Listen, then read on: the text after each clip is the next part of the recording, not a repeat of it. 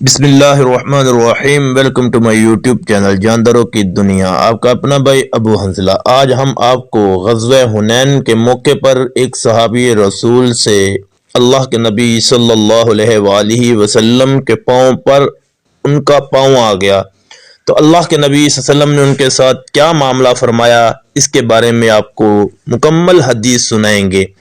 لیکن اپنے موضوع کی طرف جانے سے پہلے اب تمام نئے آنے والے ساتھیوں سے، بہن بھائیوں سے گزارش ہے کہ میرے اس چینل کو سبسکرائب کر دیں اور ویڈیوز کو لائک، شیئر اور کمنٹ بھی ضرور کریں۔ اللہ آپ سب کی مدد فرمائے۔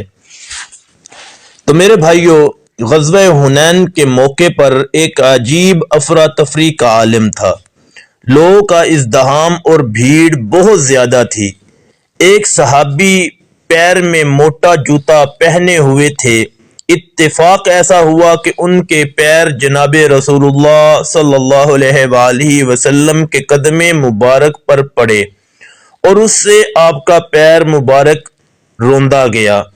جناب رسول اللہ صلی اللہ علیہ وسلم کے دست مبارک میں ایک کوڑا تھا۔ آپ صلی اللہ علیہ وآلہ وسلم نے اس کوڑے کے کنارے سے ان کو مارا اور فرمایا کہ تم نے مجھے تکلیف دی ہے۔ وہ صحابی فرماتے ہیں کہ میں نے رات کس طرح گزاری یہ میرے اللہ کو معلوم ہے یا مجھے معلوم ہے۔ صبح ہوئی تو دیکھا ایک شخص میرا نام لے کر آواز لگا رہا ہے کہ فلاں شخص کہاں ہے؟ میں نے عرض کیا وہ شخص میں ہی ہوں۔ انہوں نے مجھ سے کہا کہ رسول اللہ صلی اللہ علیہ وسلم آپ کو بلاتے ہیں۔ میں چل دیا اور دل میں گھبراہٹ تھی کہ دیکھیں کیا انجام ہوتا ہے۔ چنانچہ میں پہنچا۔